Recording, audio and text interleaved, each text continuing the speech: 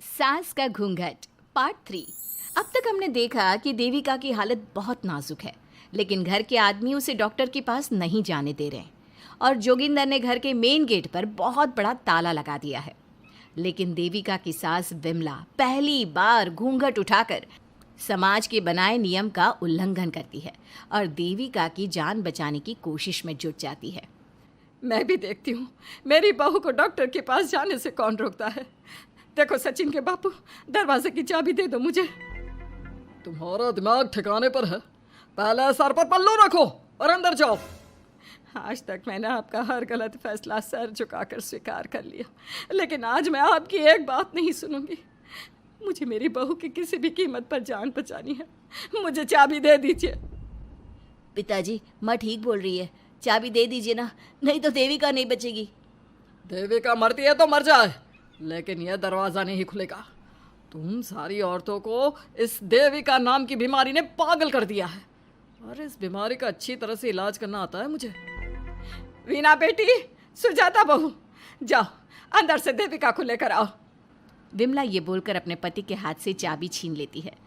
तभी महेंद्र विमला का हाथ पकड़कर चाबी विमला से छीन लेता है। भाभी, घर के मर्दों से टक्कर लेकर आप अच्छा नहीं कर रही हो। ये इस घर के संस्कार नहीं है। महेंद्र की बात सुनकर कम्मू अपने पति के हाथ से चाबी छीनकर कहती है, इस घर के संस्कार क्या है हम अच्छी तरह से जान गए हैं। आज इस घर का दरवाज़ा खुलकर रहेगा और देविका डॉक्टर के पास जाकर रहेगी। भाभी, ये लो दरवाज़ा खोलो। विमला ताला खोल देती है। तभी वीना और सुजाता देविका को लेकर आ जाती हैं।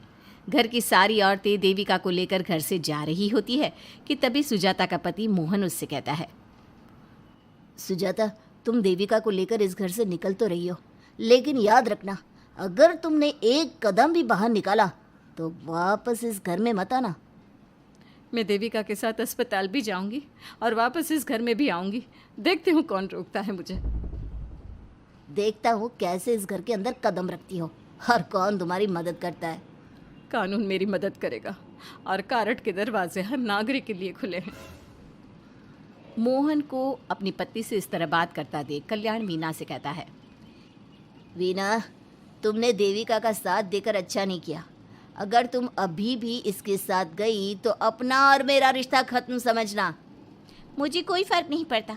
तुमने आज तक किया ही क्या है मेरे लिए। तुम खुद घर जमाई बनकर मेरे घर में रह रहे हो। कभी 100 रुपये की साड़ी दिलाई है मुझे। मेरे आने से पहले मेरा घर छोड़कर निकल जाना, समझे। ये बोलकर वीना और घर की सभी औरतें देविका को अपने साथ अस्पताल ले जाती है। वहाँ जाने के बाद डॉक्टर जल्दी से देविका का चेकअप करता है। चेकअप करने के बाद वो गुस्से से कहता है, ये क्या किया है तुमने? क्या हुआ डॉक्टर साहब?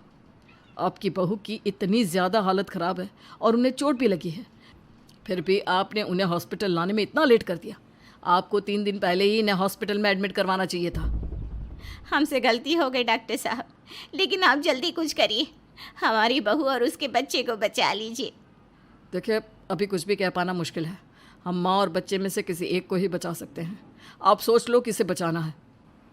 डॉक्टर साहब, आप देविका को बचाइए, उससे कुछ नहीं होना चाहिए। देखिए, हमें देविका का ऑपरेशन करना पड़ेगा। आप इनके पति को बुलाइए, हमें कुछ पेपर पर साइन करवाने हैं। डॉक्टर की बात सुनकर सभी औरतें सोच में पड़ जाती हैं। तभी वीना कहती है, डॉक्टर साहब, इनके पति नहीं आ सकते। ये इनकी सास है विमला देवी, आप इनसे साइन करवा लीजिए। लेकिन पेशेंट की हालत इतनी नाजुक है, इनके पति है कहाँ? वो अपने आदमी होने का धर्म निभा रहा है। पति धर्म के बारे में उसे कुछ नहीं पता। डॉक्टर साहब, वो नहीं आएगा।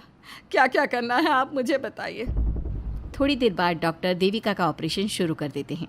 जब वो ऑपरेशन थिएटर से बाहर आते हैं तो कहते हैं, आप लोगों की किस्मत अच्छी है। देविका भी सुरक्षित है और उसका बच्चा भी। डॉक्टर, बेटा हुआ है या बेटी? बेटा हुआ है। सब लोग बहुत खुश होते हैं। कुछ दिन तक देविका उसी हॉस्पिटल में रहती है और उसके ससुराल की औरतों ने उसका बहुत ध्यान भी रखा। अब देविका कुछ हद तक ठीक हो गई। डॉक्टर ने देविका को घर जाने की इजाज़त दे दी, लेकिन सभी सोच में पड़ गए। हम भाभी को घर ले तो जाएं, लेकिन माँ, आपको घर का माहौल पता है ना। देविका भाभी अभी पूरी तरह से ठीक नहीं हुई। भाभी वहाँ आराम नहीं कर पाएंगी और पता नहीं घर के सारे आदमी हमारे साथ क्या करेंगे। माँ, क्या हम डॉक्टर से बात करके देविका को थोड़े दिन और यहाँ नहीं रख सकते?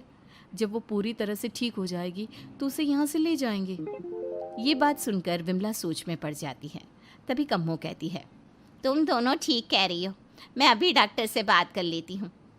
कम्मो डॉक्टर से बात कर लेती है और देविका कुछ दिन में बिल्कुल ठीक हो जाती है।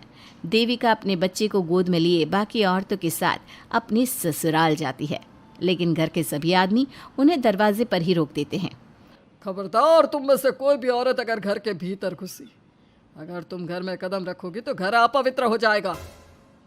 घर हमारे कदम रखने से अपवित्र नहीं होगा, बल्कि आपकी गंदी सोच की वजह से घर क्या, अरे पूरा समाज अपवित्र हो रहा है।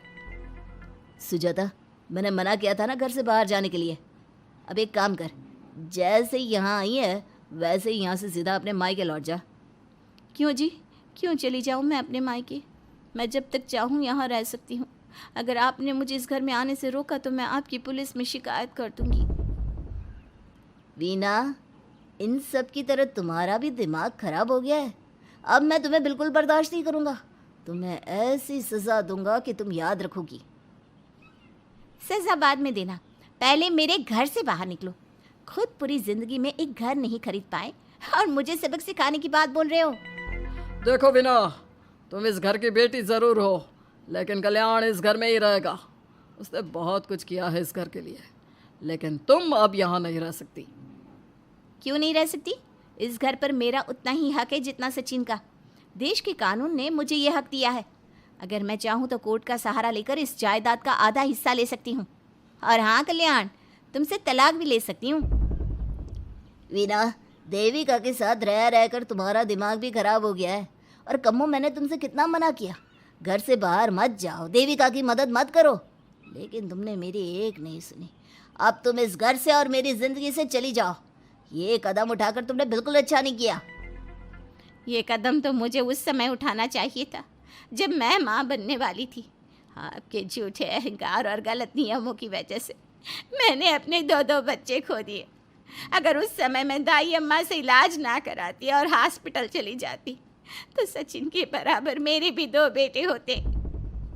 सभी पति इस बात पर अड़े हुए थे कि वो अपनी अपनी पत्नियों को घर के अंदर नहीं आने देंगे। देविका बहुत देर तक सबकी बातें सुनती रही। फिर उसने अपने पति से कहा, सचिन, तुम्हारे घर के आदमियों की बात तो मैंने सुन ली, अब तुम बताओ तुम्हारा क्या फैसला है? देविका, मुझे माफ़ कर दो, मैं तुम्हारे लिए कुछ नहीं कर सकता, मैं मजबूर हूँ। मुझे पता था सचिन, तुम्हारा यही जवाब होगा।